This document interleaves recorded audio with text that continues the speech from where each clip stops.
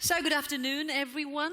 Good to have you with us now for this afternoon session where we concentrate on some scientific presentations and talks. As you can see, we've got chairs here. Now, we want to focus on three main themes this afternoon. One, Rosetta orbiter science, Rosetta comets and asteroids, and then Rosetta and the Philae lander science. Let's start with the orbiter science, and for that, please welcome the two scientists that will join me now on stage. If you care to, you can also give them a round of applause. That always goes down very well with people. Dr. Holger Sirks and Dr. Joel Parker. They will take a seat here, and I will then introduce them in a bit more detail. Now, Dr. Sirks, he's the principal investigator of OSIRIS, I was told it is pronounced. That's the camera on board of Rosetta. He works at the Max Planck Institute für Sonnenforschung, that's here in Germany. And Dr. Joel Parker, he's the director in the Planetary Science Directorate at the Southwest Research Institute in Boulder, Colorado. I hope this is correct now, because yesterday I had it all mixed up, but that hits it now. And he's also the principal investigator of the ALICE instrument on board of Rosetta. Now, before we talk about these instruments, let's first clarify one question. We touched a bit on this one this morning with some of the experts we spoke to in the main control room, but why do you think it is important for us to actually go to a comet? Well, that's a very good question. People ask that all the time. It's important to go to the comet for several reasons. We've flown by comets, we've crashed into comets, but we've never lived with a comet. And those other missions were, brief encounters. What we're looking for is more of a long-term commitment here. So, like a marriage. That's right, exactly. So it's going to be a marriage between Rosetta and the comet. And we need to see how the comet evolves over its lifetime. And this is important because what we see from the ground, say from observatories on Earth, is the large-scale behavior, the big picture, the coma, the tail. But what really drives the comet, the real heart of the comet, is the nucleus. And we simply cannot see the nucleus. Even with the Hubble Space Telescope, we don't have the resolution to really see the nucleus. But that is what Rosetta is going to give us. Mm-hmm. Rosetta is going to be there at the comet, and it's going to allow us to translate, basically like the Rosetta Stone, allow us to translate what's happening at the nucleus that drives the bigger activity of the coma and the tail. And it's apparently, from what you tell us, very important for scientists, maybe for mankind, to learn a bit more about that. Or Holger, what do you think is the explanation for our interest in comets in that way? So my view at it, it's true. We have seen a handful of comets by flyby spacecraft. We have seen lots of comets from Earth, and so Comet Ison recently. So it's touching the people. It's there on the sky. It's common to all of us. So we want to learn about it. But beyond that, I think it's so true. Comets are cool. So literally. So comets are so cool. They store the stuff we were built on. It's not only accretion and origin.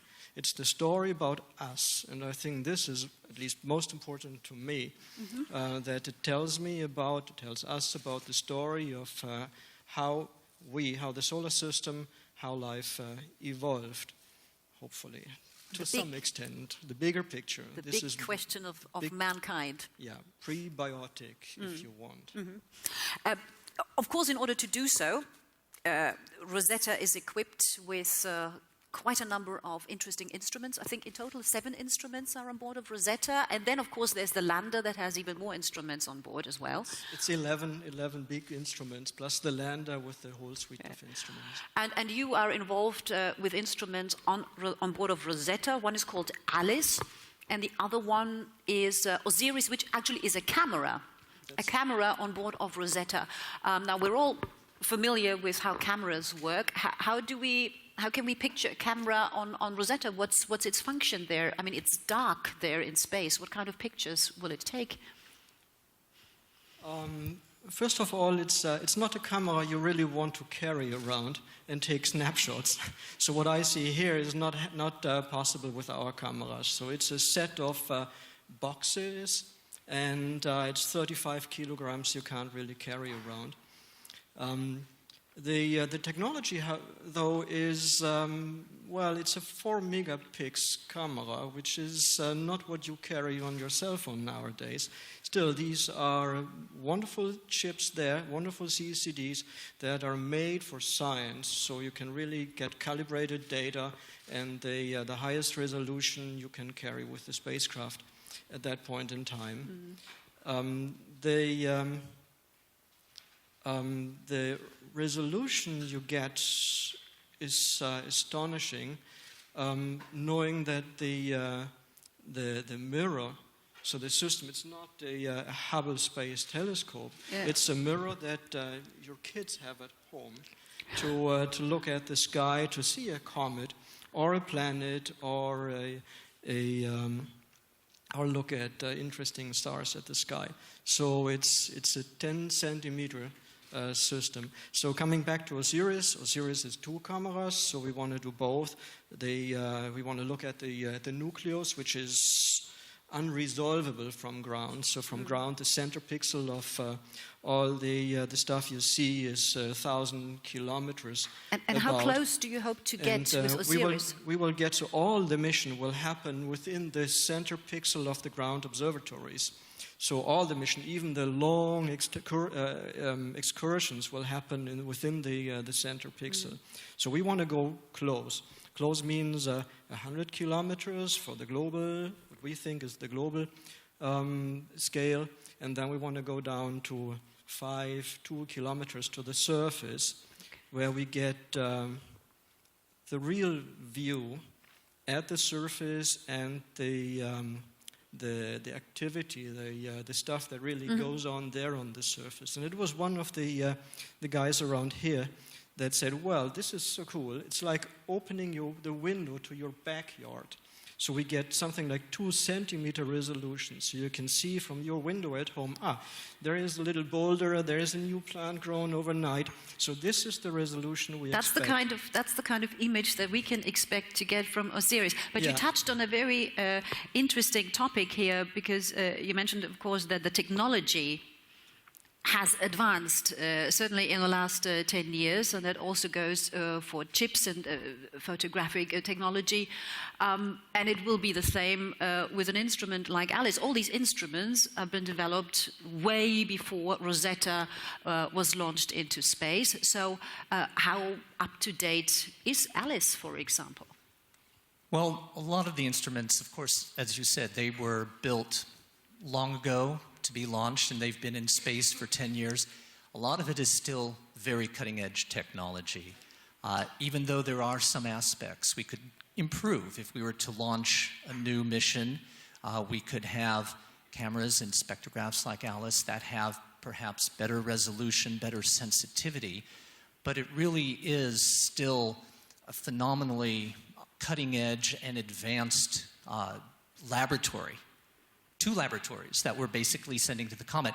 Right now they're showing an image of ALICE, and you can see here ALICE is a camera you could probably carry around if you wanted. It weighs about 3 kilograms, so you can see the size there. And it uses only about 4 watts of power, 4 to 6 watts, which is, a night light bulb.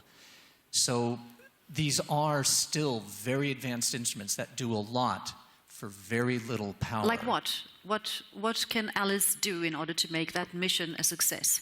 Well, ALICE contributes basically taking ultraviolet light and spreading it out into a spectrum, like, a rainbow, except in the ultraviolet. And in that spectrum, you have certain lines, basically fingerprints of the different chemicals, the elements and molecules that make up the gas that you're looking at, or the surface. So ALICE will be able to identify some of these chemicals that we can use as temperature indicators, both temperature of the comet, but temperature of when the comet formed. And that goes back to the whole case of the origin of the comet and where it formed and how it formed. Now, that seems to me quite a lot of data that is Alice collecting, but also Osiris obviously taking lots of pictures. Now, when I have a pretty advanced computer at home, but when I send an email to a friend or to family and I want to attach some high-resolution photos, there is very soon I reach a limit and the email just won't go and say, you know, too much data, you have to compress it or you have to simply send less. Now, here we're talking about huge data that's being collected, somewhere 800 million, 700 million as it eventually approaches the sun again, kilometers away from us. How do these instruments cope? How do we receive all that data? Well, I would say we have the same problem. So we have about 60,000 images in the pipeline, so about half and half with a wide-angle full story observation and the nucleus-centered high-res observation. And we know we can't get them all down in full resolution. So we use modern technology in compressing images. We have the way of binning, so reducing the size of the images on board such that we even ever have a chance to get them downlinked. So we are very grateful that ESA has expanded the capability to receive those images. So we have 3 wonderful large 35-meter antennas. And we will get additional support by the DSN, which is really, really a step up in data rate.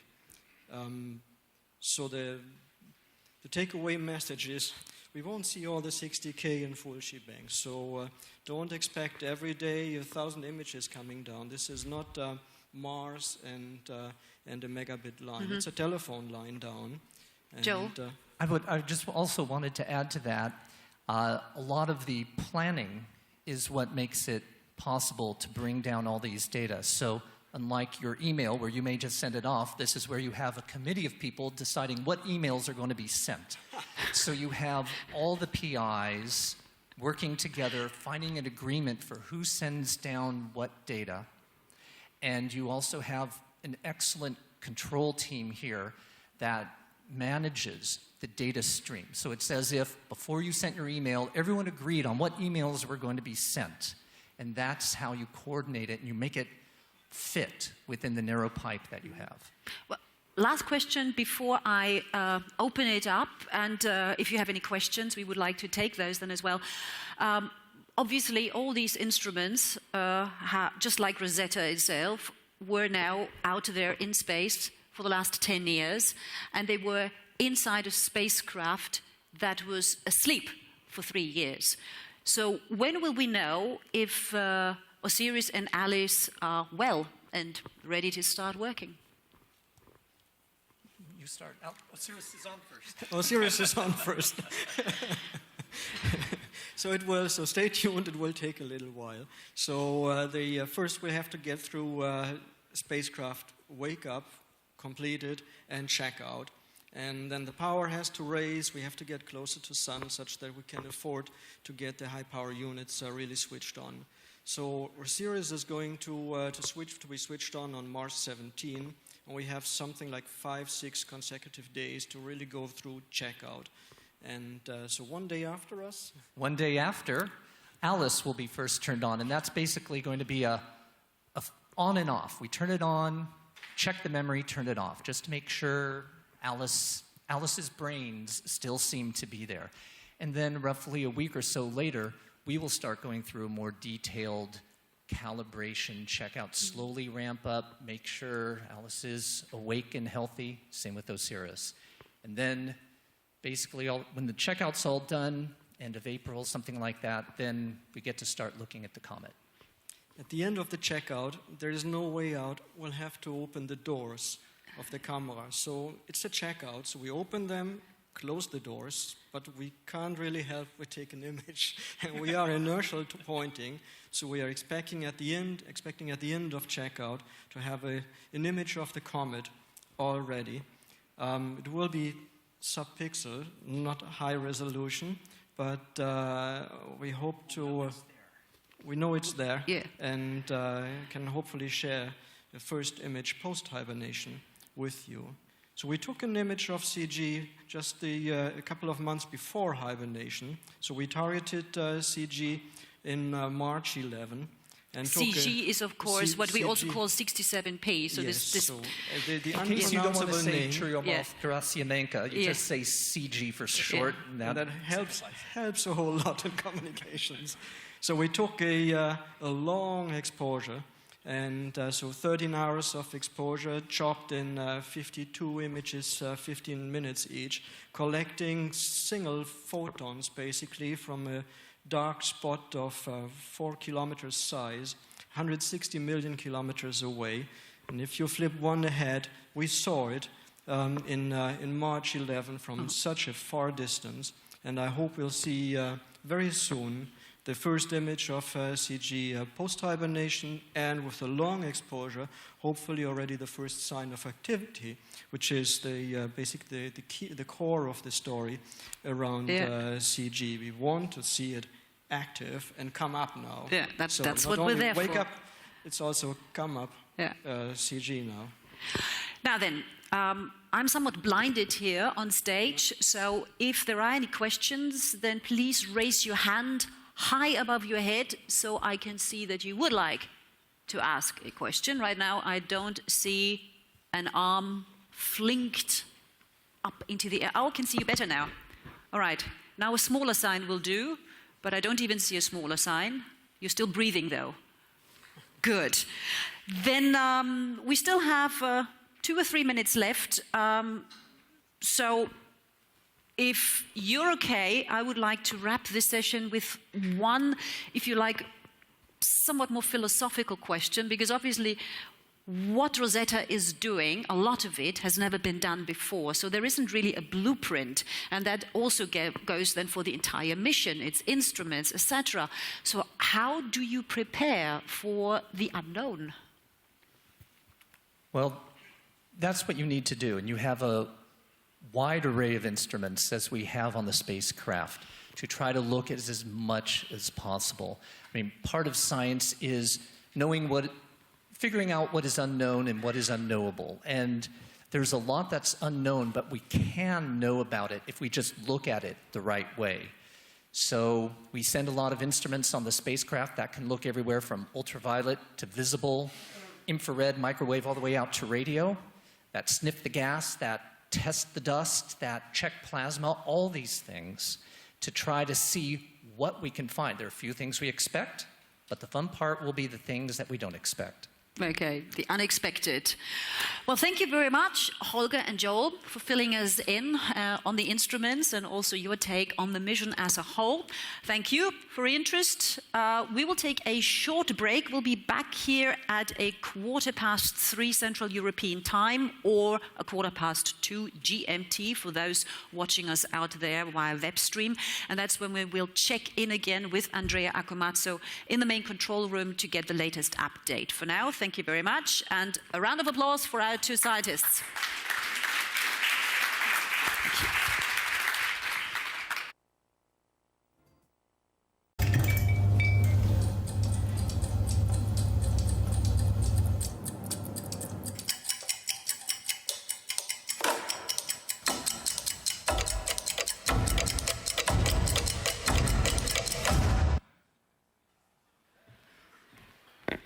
So here we are again.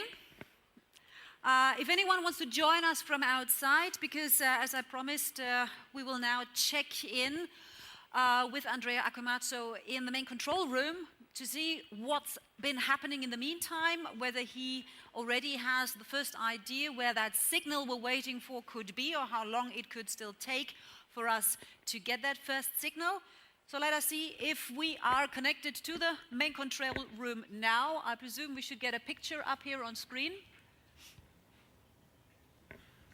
There we are. Okay, then I turn to this side. And can I see Andrea there? Very difficult through the glass panel. Yeah. Andrea, I think I'm connected right now. Can you hear Monica? Beg your pardon? Can you hear me? I can hear you. Good. Yes? Hi. Good afternoon again to everybody. Ah, yes, I can see you now as Good. well. Excellent. I finally found you. Okay, good. Oh, there you are. Oh, that's much better. Now we have a clear view of you. Andrea, tell us what's happening.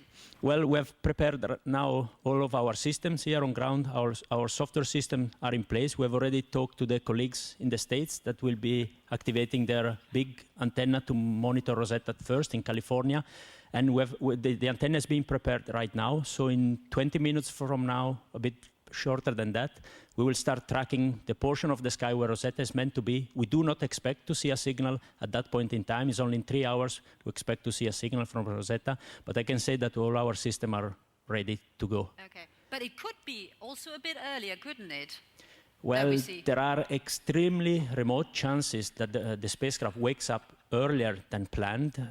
Technically, it's possible on board the spacecraft, but we have never seen anything like this on any of our spacecraft with similar onboard computers, similar clocks. So I rate this as it's negligible, but technically it can happen. There's nothing on the spacecraft preventing it completely. It would be another world's first. Andrea, before I let you go, because I'm sure you're eager to get back to your instruments and keep an eye on that possible signal somewhere out there, your father has not only built this model that we see there in front of you, it's also his birthday today, isn't it? That's correct. That's a big surprise indeed. Yeah, but isn't that great to coincide with the big wake-up event? That's a great birthday present. Well, wish him a happy birthday from us, Andrea. Thanks a lot. I want to mention that we also have a flight control team member that has birthday today, Zarmel. She will come on shift later on, so it's a good coincidence for both. Okay. Well, Andrea, we'll be checking in with you again at 4:45 for the latest. Okay, thank you very much. You're welcome. Bye. Talk to you later. Okay, bye. Right, now you know the latest, and in about 10 minutes we will have 3 scientists here on stage again to talk about comets and why we chase them. So if you're interested in that or want to ask questions yourself, then stick around. Okay, see you in a bit.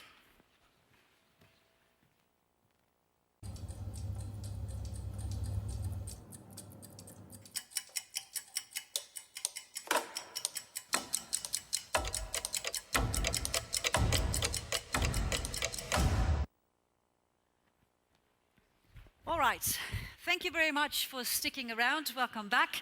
And as you see, we're ready for our next session now with 3 experts. If you have your hands free, then please put them together to give them a warm welcome. Worked wonders for those before, thank you. So, who do we have here? Right next to me is Dr. Gerhard Draltek. He's the Space Situation Awareness Program Manager at ESA.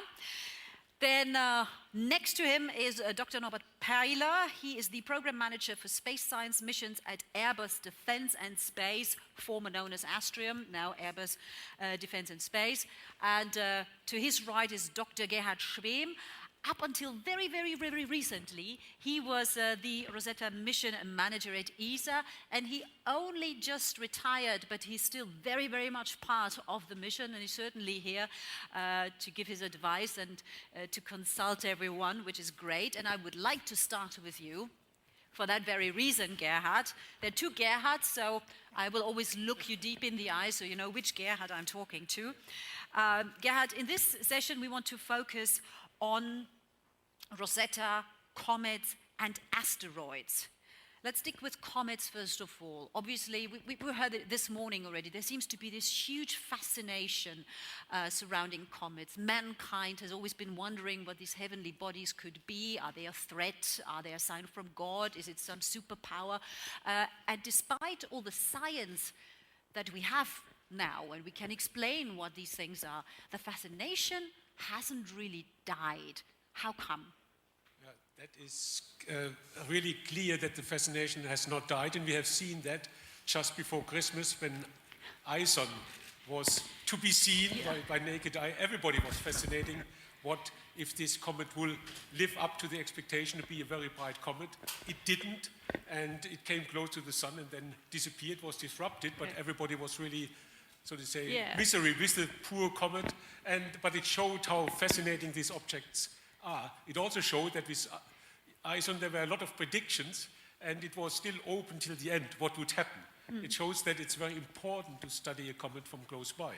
But as you said, comets in the history of mankind were very important because they were seen as signs that you get a new king or that a war is there or diseases and all these things. And I think we show here one of the images that is from 1910 when Halley came close to the Earth that shows that 100 years ago, this threat was still felt with people. So we have progressed in our understanding, but still comets are a mystery to us, and scientifically they are so fascinating and we have to study them.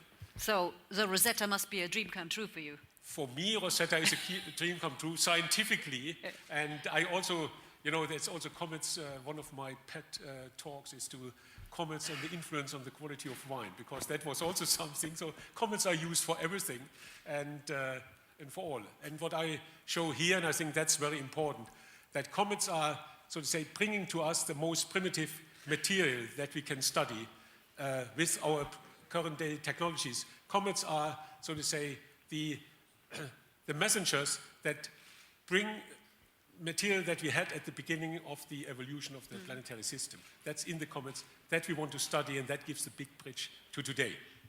Some great pictures there, Norbert. You can't wait for your question. You want to say something straight away. Off you go. Just try to summarize what Gerhard said, namely, I would call the comets the guiding fossils for our planetary system. Uh-huh.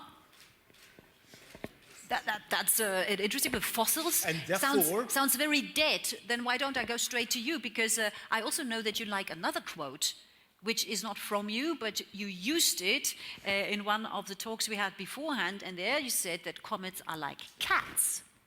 They have tails, and they do what they want. That's very different from a fossil.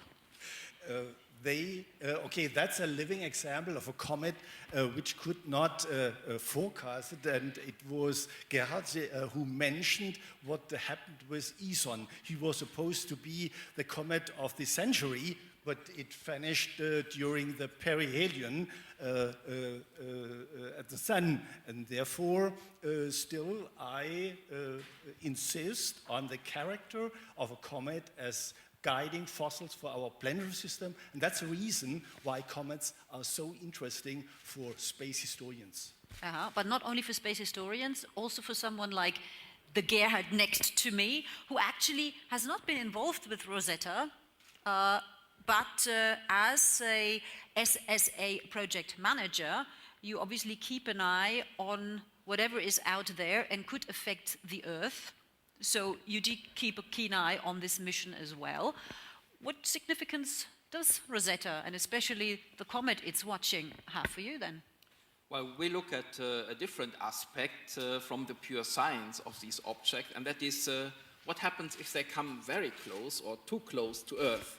So we call these near-Earth objects if they can approach Earth up to 45 million kilometers. And in the Space Situational Awareness program, we look at the risk from space weather, from these near-Earth objects, and also from orbiting satellites and space debris.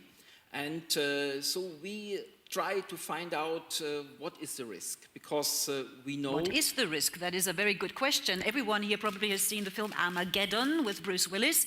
So imagining one of these comets, let's say CG 67P, whichever name you prefer for the comet that we're looking at right now, decides to actually pay Earth a visit before it heads all the way to the sun.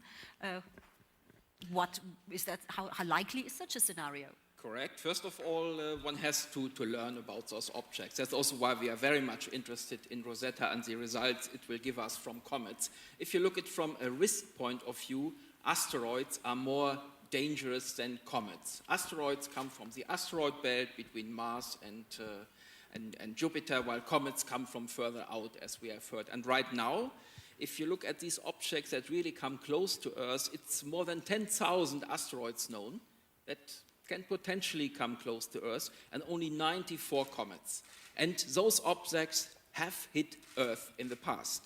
We have impact craters found on Earth. And just last year, there was an object now believed to be only 19 meters in diameter. In Russia. Which exploded in the air over Russia. And you can see a picture here of a fireball. And it caused injury on the ground. It was only 19 meters. So you can imagine if a much bigger object would hit Earth, what damage it could do. And we try to find those objects, to assess the risk and to measure them. So we have to learn a lot, and then we also start to think what one could potentially do against them.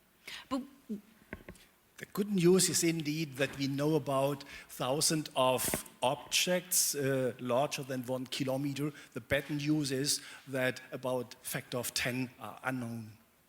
okay, if asteroids are so much more dangerous to us on Earth, why do we study comets instead? Because comets are much more important from scientific point of view. No. and much more fascinating. But comets are much more primitive than asteroids. I think that is the key point. Comets really have the material. If we get to material that was here in the pre-solar nebula, then we have to study comets. That's what we still think. And I believe after Rosetta, this will be even more confirmed. Okay. And also comets, give us a clue to the infant state, to the infancy of our solar system. And we want to see what material was there. Were there complex molecules? Was there water that perhaps was brought by comets to the Earth? Is still one of the possibilities. But I think the real big point is to see how complex the material is in comets, and and to understand how the planets evolved out of this. And therefore, for me, scientifically, they are more important. They are not as dangerous as the It just beats the others. If I might add to this, I would say asteroids are more dangerous because there are many more of them, but most of them are smaller. But comets, if you just take one object, they are bigger, typically several kilometers in size. They are faster moving than asteroids if they would hit Earth. And as we heard before, they are completely Called Don Quixote, together with the US and Russia, presumably in order to learn a bit more about near-Earth objects, some of which could be comets as well. However, I did stumble over the name Don Quixote, to be perfectly honest. Why that name? Don Quixote fought windmills. What does it tell us about that study? Okay, in order to be clear, we performed a study called Don Quixote on a phase A level for ESA years ago. And that was Don Quixote having 2 spacecraft, 1 orbiter and 1 impactor. And the impactor was supposed to deflect the object which was ahead to Earth. And at this time, we have, so to speak, some sort of extension of that study, namely on behalf of the EU, we investigate methods to mitigate such near-Earth objects with different methods, not only by impacting and deflecting objects, deflecting objects by impact, but also by gravitational tractor or by some explosives close to a dangerous object. And that study is running this time, and it's a worldwide study team involved. Okay. Now, let's leave all the danger behind and let's leave Earth behind for a moment. Concentrate on Rosetta again and its comet. I mentioned earlier that Rosetta is obviously now traveling for some 10 years, been asleep for 3 years. We all change with time, and even objects change. They don't remain the same. So is the Rosetta that left 10 years ago still the same Rosetta, or do we have to expect some alterations there? I mean, it's been exposed to an asteroid belt, maybe external radiation. We don't quite know.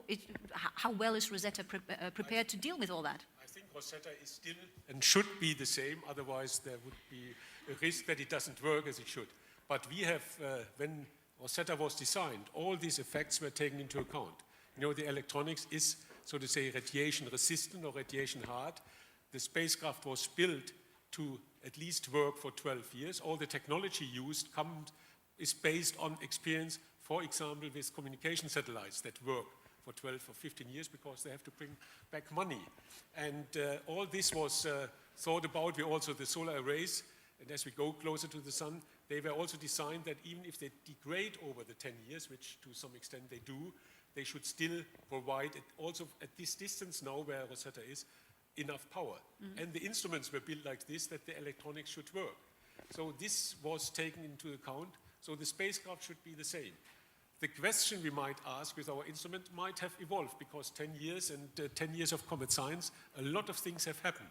But still, what we can demonstrate is that Rosetta, the importance of Rosetta has not changed. Everybody admits that this is the next important step in cometary research. So this has been done. I think we have had a good vision. We knew what we would do, and I think that will hopefully show in a couple of months.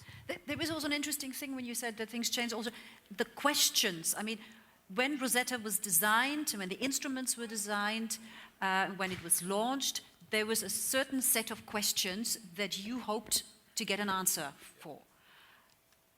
Are the questions still the same, or have some of these questions maybe been answered in the meantime or altered? I can say the questions are still the same, and I have to admit that. I said this morning, after 10 years, where I always said, you know, we are going to measure this, we are going to measure this. Now we will measure it, hopefully, and I don't have to repeat that. But the missions we had in the meantime, because the Americans had a couple of these flybys at other comets, if you look there in their objectives for their future missions, it's exactly the same objectives, the same question we have put forward. And the new missions, and especially Stardust, which brought back a sample of Comet Wild, opened a lot of Pandora box of new questions which are not consistent with our understanding. And that still, it shows we have to learn more. So I'm prepared for the unexpected, according to the quote from David Levy before. Yeah. And you know, the most interesting point with our space missions were questions which came back we never were able to ask. So basically the mission Will be comes will be a up with the surprise. questions. Yeah, I mean, that's brilliant. Yes, that's my conviction. Yes. Yeah. Maybe I could add something, not really on the risk aspect, but a bit related. What happens near Earth? I mean, every night on a clear sky, you can see some meteors, some falling stars. And these have been observed for thousands of years. But there is a lot of these are not really understood. What is the composition? Where exactly do they come from? It is believed that those mainly originate from comets. And sometimes every year Earth passes through. So it is something that where you have direct experience. They are not really dangerous, at least not on the Earth. Maybe to spacecraft in orbit they are. But even there you can learn something from missions like Rosetta. So something that happens on Earth every day. Now this is, of course, the whole mission is a huge effort, and it took some 25 years of preparations and plus the scientific evaluation that will follow once we get all the data. What exactly is the longevity of such a mission and also of the results that you hope to get from it? The impact the mission will have will be, at least on science, it will be felt decades after.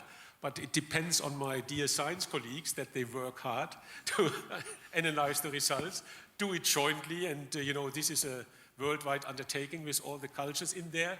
And I'm pretty sure that just if you go to the mission to analyze the results, will bring us a couple of years after the end of the mission. This is to analyze the data. But at the same time, it's not only the measurements we're doing. We have, as we mentioned before, you have to put it in the great context. You want to put comets in the context of the evolution of the solar system. Comets, perhaps in the context of the evolution of life. And that means that people have to work together. You take aspects from the different instruments, and we said that before. We bring a laboratory to a comet. And with the results we get, we will try to answer questions. We will get new questions, and we have to see if we can get a consistent picture of comets and the role comets played in our evolution. So there's still a lot of work cut out, a lot of questions to ask, and hopefully lots of answers to find. And talking of which Q&A, of course you are in this session also invited to ask your questions. You can do them individually, of course, afterwards as well. But if you want to join the round now, then all I need is your hand up in the air, and you can fire away. I do not see a hand up in the air. No, I don't think so. Everybody is happy listening in. I have one more question, and that fits very well with our timing as well, because European Space Agency, Rosetta mission, it is a huge European effort as well. Many different nations are involved, many different organizations, even represented here on stage, some are involved. How easy is it to get all the cooperation sorted out? What was your experience? I mean, how easy to get, for example, the defense, space and Airbus Defense and Space involved in this whole process? What was your experience? Okay, you can imagine organizing about or more than 60 industrial teams over a time span of about 10 years. That's quite a big effort. And you have to try to produce a common sense for the overall target of the mission. You do not need some person with its speciality, but you have to integrate all these nationalities and characters into a common objective. And I guess that's the major task for the project manager, which is here Dr. Best. Okay, yeah. Yeah, it is a major task, but from what we've heard so far, it's sort of been successful up until now. No, it has been very successful. It's really a European, it's Europe, so as it is where people have to work together. In science, it might be sometimes a little bit more difficult, and my dear PIs might excuse what I say, but you have in science also a lot of prima donnas. Everybody is the best. Every instrument is the most important, and they have to get all the stuff, and you have But that's the truth. This is the truth, but you have to see that they have to work as a team, because, you know, there are 11 instruments on the orbiter. Everybody wants to get its share. In the end, we have to get the best out of the mission. So some are, as usual, more important than others, but in the end, everybody has to join the team and has to get it out, and they have to sometimes compromises, and that shows you have to, it's like in the circus with them as a wild beast there. Yeah, and of course, what concerns is risk from near-Earth objects. That obviously is something that concerns the whole Earth. Absolutely. So it can only be done in international context, and that's also the way it's been done. So information that we get will be shared worldwide, and it can only be done in international cooperation. And perhaps I could even mention in 2.5 weeks from now, there will be a meeting here at ESOC where all space agencies are invited to form a group that addresses the risk and what potentially one could do. And the first meeting should take place here in 2.5 weeks' time. Very, very interesting and very comforting. Please do keep an eye on near-Earth objects for us. Find a solution. Thank you very much, all three gentlemen. Good luck with the mission. Thank you very much for sharing all your knowledge with us. Thank you for your interest. And again, we'll be back here with the latest update from the main control room at 4:45. And Norbert, you started with a classical quotation. I have another one for as a final word, you know. Off you go. It's from Mark Twain. He said, give the next comet in your life the chance to be the best. Give the next comet in your life the chance to be the best. All right. But you won't argue with the fact that let's stick to 67p for the time being. You know, one comet at a time. That's all I can deal with at the moment. We'll be back again at 4:45 with an update from Andrea. Now there's a question. There's a question now. If you can make it very, very brief, because I've been told that we have to stick to those time slots.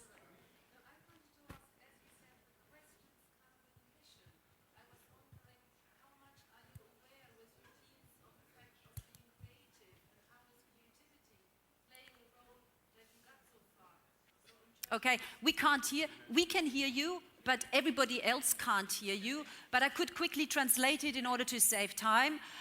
So, because we mentioned that the questions come with a mission, so what role did creativity with the team beforehand play in order to get that mission started? First of all, you have to know comments, and you have to be creative to address questions, because you're building your instruments for that, and therefore you have to anticipate to some extent what you want to study. As it was mentioned, there will be a lot of new things coming up, which hopefully are there. And the people and the scientists are very creative. They are creative also thinking theory, and they have to be in falsified, and you have to show that it comes. And this will come in as soon as we have the data. You really will see that people work together to understand it and get new ideas, what it means. And that is necessary, and I can tell you, our dear science team is very creative there. Yeah, I can vouch for that. Yeah. I've met quite a few of them. All right, if you have more questions, I'm sure everyone here will be happy to answer them individually.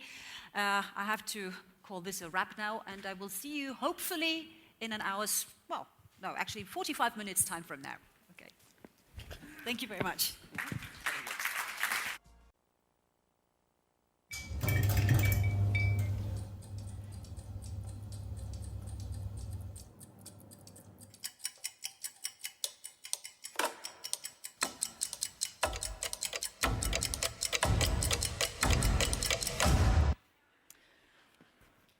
Okay, I promised you an update from the main control room at 4:45. It is 4:45 now, and we're trying to establish contact again with the Rosetta Spacecraft Operations Manager, Andrea Akomazzo, who I'm sure will be glued to the screen to see the signal when it arrives, as we were told earlier.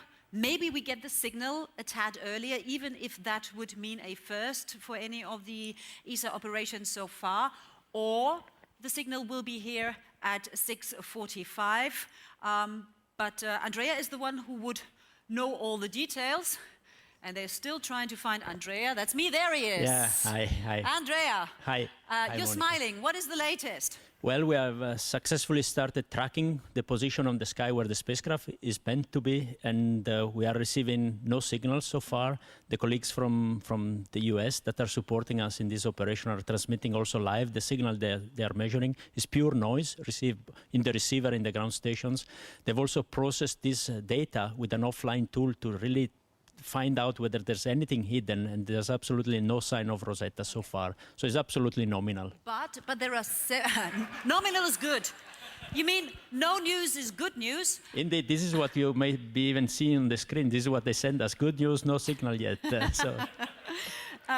But there are more ground stations involved. I mean, which ground stations are the next to look for that sign? Currently, we are tracking the spacecraft with the Goldstone ground station. It's located in California. Okay, so we're still in the US. Mm-hmm. In the US, right. Later on, the spacecraft will be visible, will start being visible from Australia. So we will start monitoring with still a US station position in eastern Australia, in Canberra. And then a couple of hours later, the spacecraft will be in visibility with our New Norcia station, Western Australia. So this occurs in the next hours.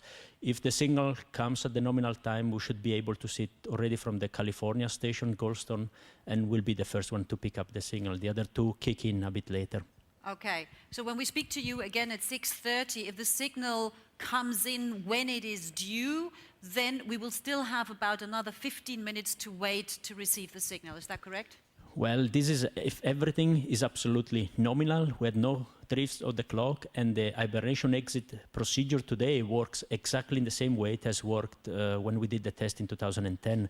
The sequence of action is not fully deterministic. That's why we also have a bit of uncertainty. There's an uncertainty a bit on when the clock will kick in. So the uncertainty is several minutes. We cannot nail it down to a few seconds. Andrea, while we're waiting for this signal, what exactly happens next? Let's say we have the signal. Are we then just all drinking champagne and that was it? Or is there still something to be done? Well, you are all authorized to do, but unfortunately we cannot do it on our side. We have a bit of time pressure to take a couple of actions. The spacecraft would take autonomously the decision to switch off the transmitter 5 hours later after we have received the signal. And we want to intervene and gain control of the spacecraft before this occurs. Otherwise, we lose a window. We'll have to wait another 7 hours to get it back. We don't want to lose this chance. We have to intervene immediately. Okay, so the earlier the signal, the earlier you can call it a day and say, all right, now I'm ready for bed now. If the signal comes late, then you have to work late. Absolutely, but okay. That's why we also split in 2 teams. Very good. Well, Andrea, then keep up the good work. We look forward to checking in with you again at 6:30. Unless we hear anything else before, then of course we cross over first. Okay, thanks. Talk to you later. Bye. Okay, well now you know everything is nominal. we can all be very relaxed. I don't know whether there will be champagne later, I presume so. But before we get to that, we have another session coming up here with 3 very, very interesting scientists, of course, which will start in about 10 minutes from now. So stick around, and I'll see you in 10 minutes.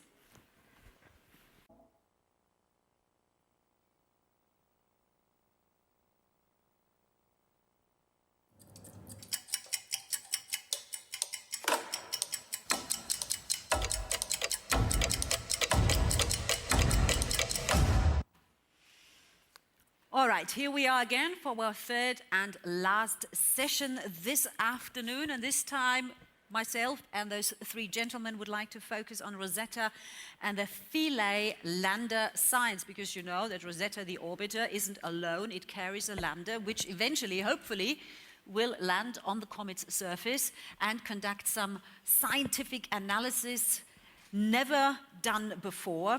We'd like to talk about this now with, I start at the very far right, Professor Jean-Pierre Bibring. To my side, it's right. It's my right, it's your left. Yes, but left and right depends on...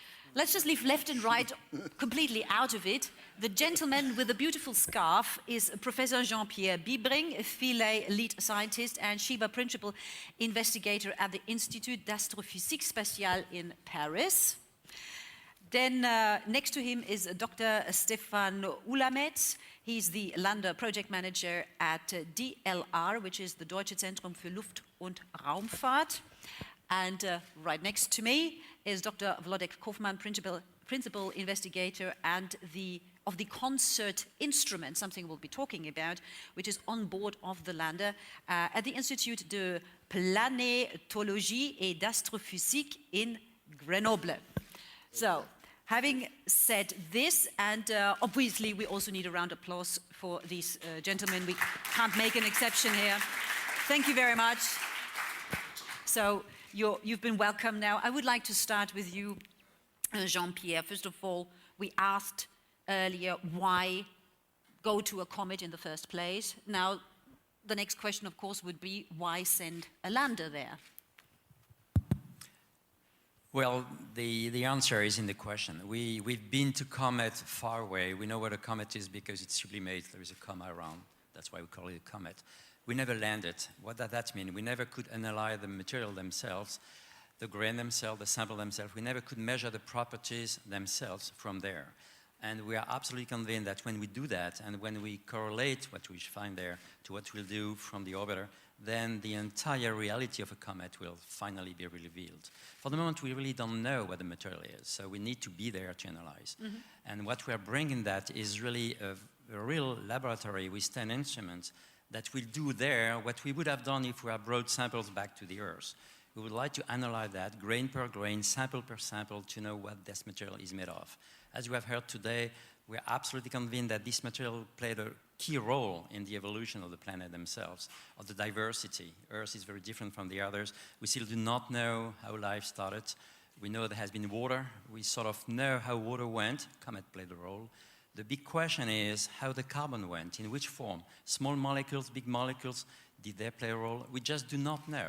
But we are absolutely convinced that the role was critical, and we hope that Rosetta will really help understanding that. Mm-hmm. My question is then, what if this comet and being there gives us those answers to those questions you mentioned? What are we doing with these answers then? We'll put that in the global scheme that we are building now on the evolution of the solar system itself. And there is something absolutely new in the view we have of the evolution of the planet themselves. Even 20 years ago, even maybe 10 years ago, we had no idea how to explain the diversity that we are seeing here. The Earth is entirely different from Mars, Venus, and the others, although we come from the same material, essentially. So what drives the evolution of the planets? How live there? Are we alone in the universe? What is the uniqueness of what we see here, the life itself? Is it unique at what scale? Within the solar system, the galaxy, the universe? Part of the answers in the ingredients themselves. The ingredients out of which the solar system evolved is key to the evolution afterwards. If you want to know the clues of the diversity as we see that now, we have to know the initial conditions. And comets are very specific to tell us, for the water and the organic themselves, in which form the thing started, and within this scape, we will know whether or not that's very specific to our solar systems or very generic in the universe. You know that when we compare our planets to the exoplanets now, we see the huge diversity. Not only the Earth is different from the other planets, but our system is different from the others. Why that? And that drive to the idea that maybe life is only here. Comets will serve the answers, not be the only, of course, of the answer. Sure. But that will be part of what we do with the other planets like Mars and others, to try to understand the reason why diversity is such that we are speaking here in that room now and probably nowhere else in the universe. Okay. Happens. And in order to understand that, we have to touch the comet. We really have to be there. Yes, because we need to know the material out of which finally it evolves when the sun modify that. Yeah. So the coupling between what we see inside the comet itself, even drilling samples, as you will see, subsurface samples, and then analyzing the transformation of this material from there to the orbiter and then possibly to the Earth, that will tell us what the material out of which we probably formed ourselves. Why I'm persistent in that way is, of course, because I'm not sure. I mean, the whole Rosetta mission, you have the orbiter, the comet chaser, and now you also have the lander. Now, that combination, Vladek, perhaps you could tell me, was this combination conceived as such right from the beginning? Like, what was there first, the chicken or the egg? I believe that this combination gives the possibility to do the measurements, let's say, in situ during the lander. We are sitting on the surface. We have direct measurements coming from this. And we have the measurements from the orbiter, from the remote sensing measurements, telling us what they see on the surface, how they analyze the gas, dust close to the surface. And we have also the remote in situ observation on the orbiter, measuring the same, or not exactly the same, because the parent probably molecules coming to the space. There is one thing. We have also, with lander and orbiter, we have also the possibility to see the interior of the comet. Because all observation we have until now, and we are connected to the surface or to the coma, which means that we are measuring the gas outside of the comet or dust, or we are sitting on the surface, we are observing the surface, we are going, let's say, 10, 20 centimeters, perhaps a half a meter below the surface.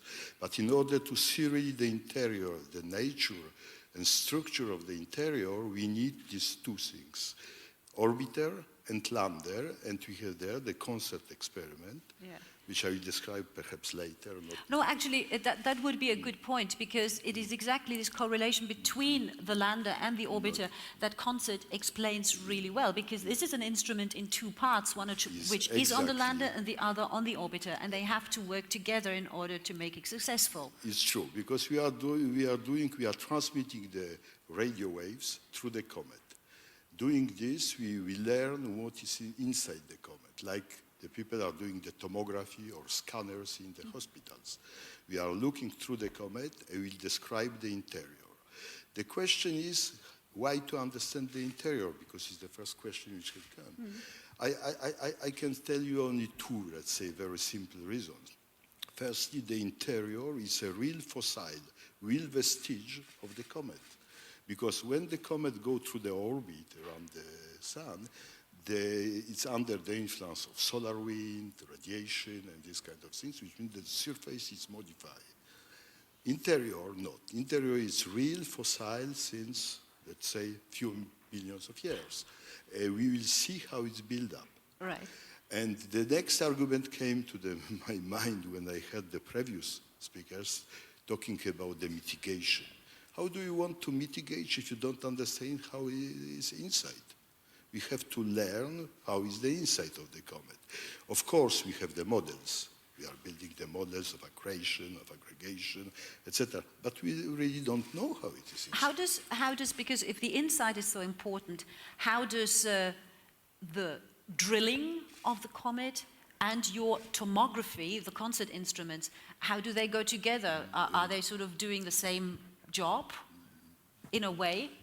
No, we drill a few tens of centimeters. What we want is just to go what we call pristine material which have not been changed during the past 5 years, which have nothing to do with the 5 billion years, just because the sun was there. So, but the sun affects only a very, very tiny fraction of that.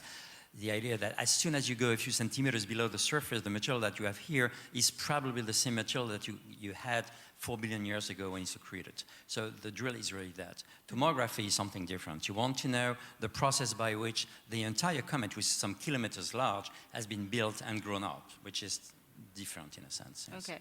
Now, Stefan, we've been talking now about a couple of instruments already. You are actually the lord of the instruments. You coordinate 10 instruments on the lander. With PIs like those two, so you can imagine it's a challenge, yeah. Yeah, well, that was exactly the question I was trying to get, to coordinate 10 instruments. It's not just that there are 10 different instruments, they also have different PIs in charge of them. They come from different organizations, even different countries that donated them, that developed them. How do you coordinate it so that it all makes sense? Well, I was making a joke, it's a challenge, but indeed the lander itself is a contribution by not only France and Germany, but also contributions from Italy, from Hungary, from Finland, UK, Ireland, Austria. All these institutes brought certain pieces of hardware. So they did not just pay into a big pot, but they brought their little subsystems. And at the end, everything had to work together. And in addition, as you said, we have 10 PI instruments, each of them, again, having a complete science team, an international science team. So bringing this together was indeed not easy, but it also shows it's a very good example for a truly European cooperation, to have all these parties all over Europe working together and realizing the lander, and hopefully in November also the landing, and coordinate the data analysis and learn about comets. All right, you're already way ahead. We're still waiting for the signal, but it's good to know what's yet to come. Now, we heard about CONSERT and about the necessity of drilling in order to get samples. I came across a name of another key instrument. It's called COSAC.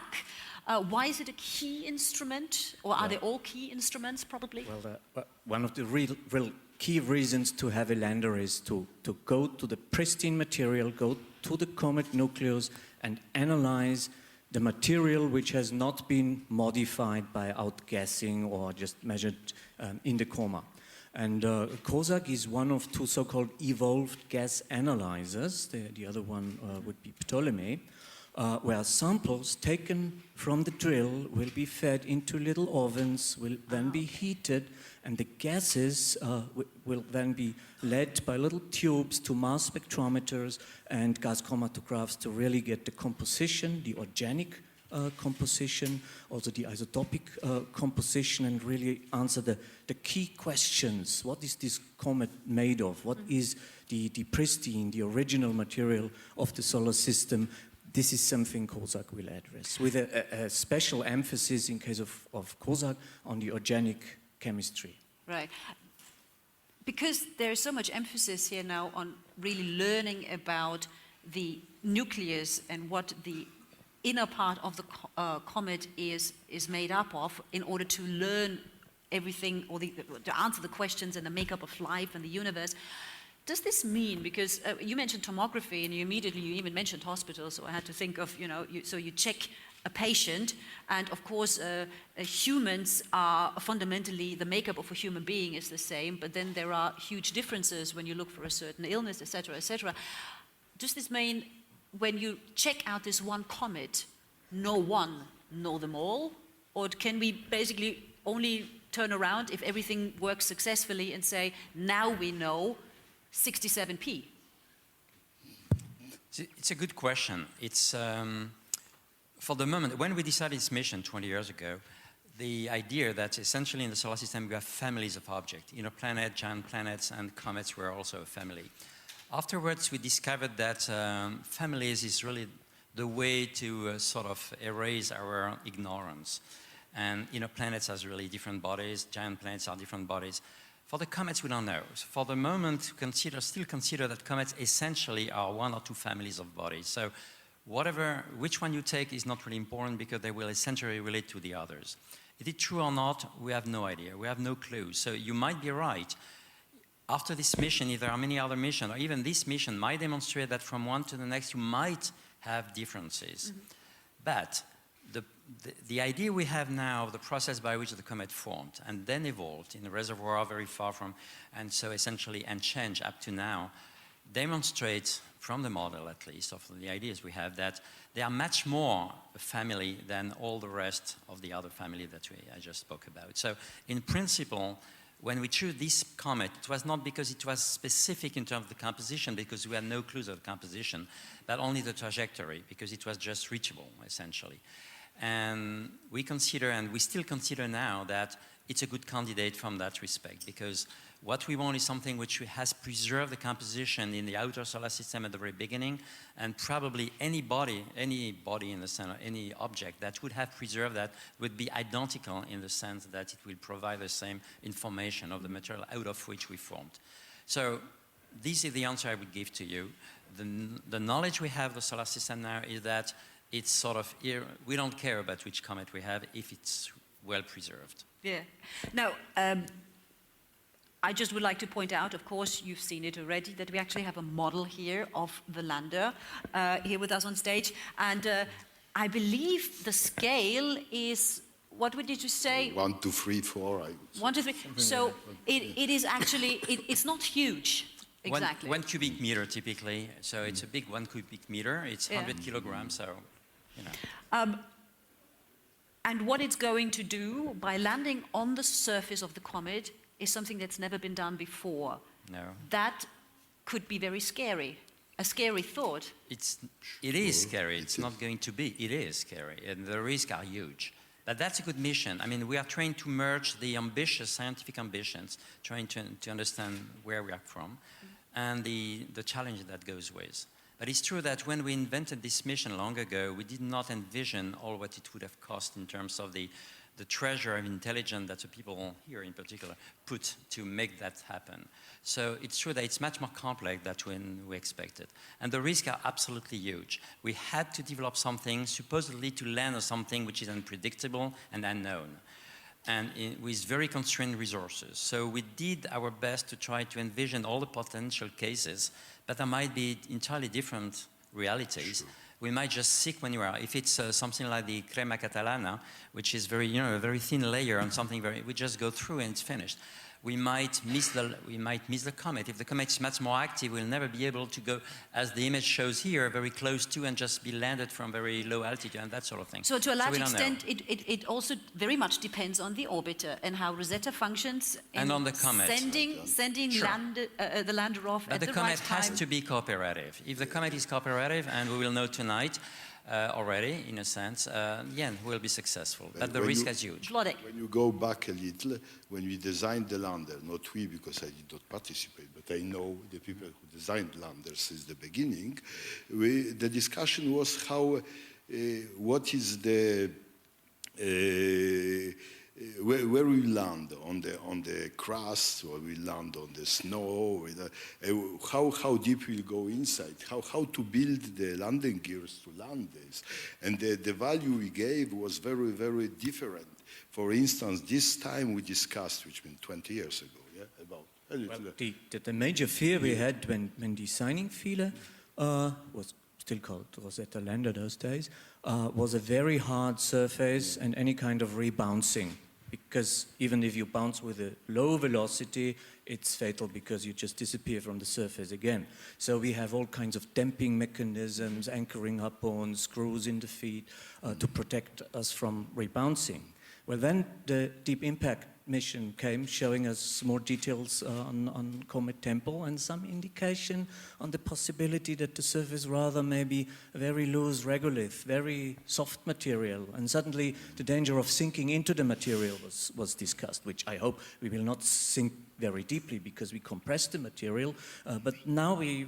So it wouldn't be bad to sink in a certain place because there's hardly any gravity. Yeah, but still there is an inertia for the landing itself. So there is not weight, but there is the inertia of the lander. So we will compress the material. I don't think we will sink very deeply in. But the problem we anticipate now for the landing in regard to the surface properties have changed between the development phase and our current understanding.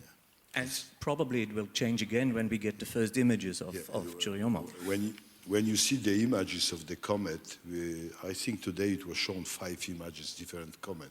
You see the diversity of this comet. And what Jean-Pierre said, of course, is very different because surface is very different. I hope that molecular analysis, elemental, etc., will show that it's probably good example of the cometary body. Okay. Before I'll get to you, and then I will ask my wrap question because we are running out of time. Obviously, this is all again a fascinating topic, but I just need to check if there is an urgent question right now from you, because Q&As should be allowed. I cannot see a hand. Maybe I'm blind. But that's good for you, Jean-Pierre, because now you can say what you want to say. Thank you. No, I just wanted to quote someone and to quote some people, because when you think of a system which is very clever, we have said for the orbiter, the lander originated in an institute which is not represented here. So I really want the people, some are in the room here. It comes from Max Planck Institute in Lindau. It was in Lindau, and with a brilliant guy, Helmut Rosenbauer, and he has his team. Some of them are still here. And most of the ideas on which we still will base the way we will land, or we might land, comes from there. The question of how the legs are, the rotation, whatever, is come there. So I think it's important to remember that these people are the key people out of that. Second, there are you have 10 instruments on board, and 2 people are supposedly responsible for that, what we call the lead scientist. One is from Lindau, and I think he's in a room, Hermann Bernhardt is here, so whoever wants to know something about the lander might also ask Hermann what it is. Okay. Quickly? Quickly, I want to add a small story of the landers, because at the beginning, when we start to build the Rosetta mission, it was planned to have 2 landers, one with NASA and one from Max Planck Institute, in fact. And finally, we terminated with 1 lander, because NASA withdrew. But we made it. We still made it. Yeah, sure. Okay, then time is up. One last remark after all the precautions taken, and I'm sure that Philae will be a wonderful lander and carrying out great scientific analysis, giving us lots of data. But in the end, it's a kamikaze mission for Philae, isn't it? Oh, I would not say kamikaze. No. It's certainly not the intention to die. Well, but it won't return to Earth. Well, it won't return. Okay. Not in body. Will have a nice retirement on the comet. A majority of mission is not returned. It finds a new home on the comet. Let's think of it that way. Let's put it that way. Let's think of it that way. But thank you very much, gentlemen. Thank you. For telling us about Philae. Thank you very much again for your attention. And as you know, it's getting very exciting now. In an hour from now, yes, very much welcome. At 6:30, we'll be going back to Andrea, to the main control room. Maybe before that, we already have a signal, in which case we will let you know. And if not, then certainly see you here at 6:30.